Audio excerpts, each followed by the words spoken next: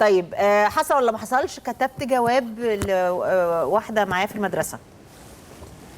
دي حاجات افلام بقى، يعني ما بتحصلش على الحقيقه قوي. هو انت كل حاجه حصلت معاك انت ايه ده؟ انت مش باين عليك يا اسامه فتح الكلام ده والله.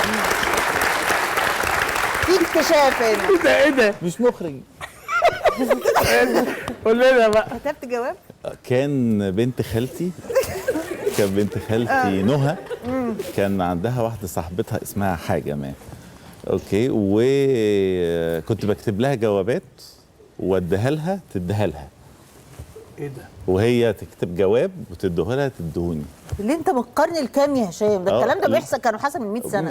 كان ده مثلا في الثمانينات، 89 90 حاجه كده.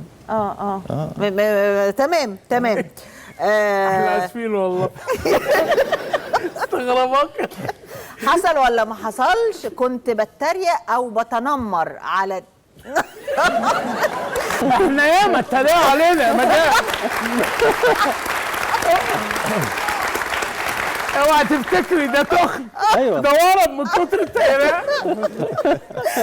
ايه بس انت قلبك رهيف ورقيق يا احمد. ما هو ده التطهير. لا تنمر شرير ولا تنمر كوميدي؟ لا كوميدي. انت كنت بتتنمر ازاي يا هشام؟ احنا التنمر ده اصلا هو اللي خلانا نمس. هو طبعا حاجه وحشه جدا، يعني ما انصحش حد يعملها خالص. بس فتره كده كنا شله كبيره وكان معايا فهمي وشيكو، وكنا كيفه ان احنا كل اسبوع نجيب حد نعمل عليه تمثيليه لا بس ان احنا هم مثلا صعبين. وفهمي ده بالذات صعب قوي. انما احنا كنا يعني مع فردان، انما هم فرقه.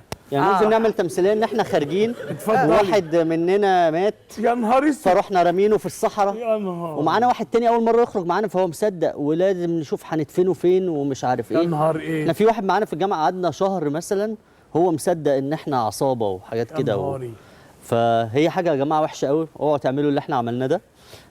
لا بس يعني بس ده مش تنمر، احنا اسفين. ده تخطى التنمر بمراحل.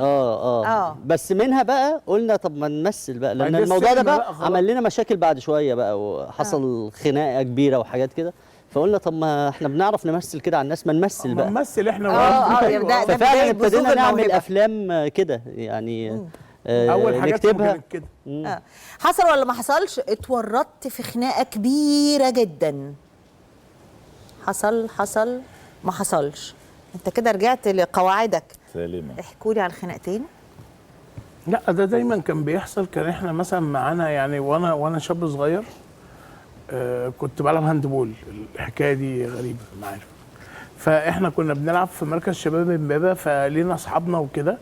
فكان معانا واحد صاحبنا شقي قوي، فسافرنا اسكندريه. فالمهم ده كان بيمشي في الشارع يشتم الناس. يا عم الله يحرقك والله العظيم. ماشي يا هشام في مثلا محطه الرمل، شباب بقى ومعناش فلوس والدنيا في الحديده، ماشيين على الكورنيش، يروح شاتم واحد. اسكندر ليه يا ابني؟ وتحصل خناقه ونقول له معلش. اروح انا داخل بقى، ده برضو بسبب التمثيل. اقول له معلش اصل الولد تعبان وعنده حلقه. اعمل ايه طيب؟ ما احنا هنموت وفي اسكندريه بس يا اخو يعني الولد. اقول له معلش الولد تعبان.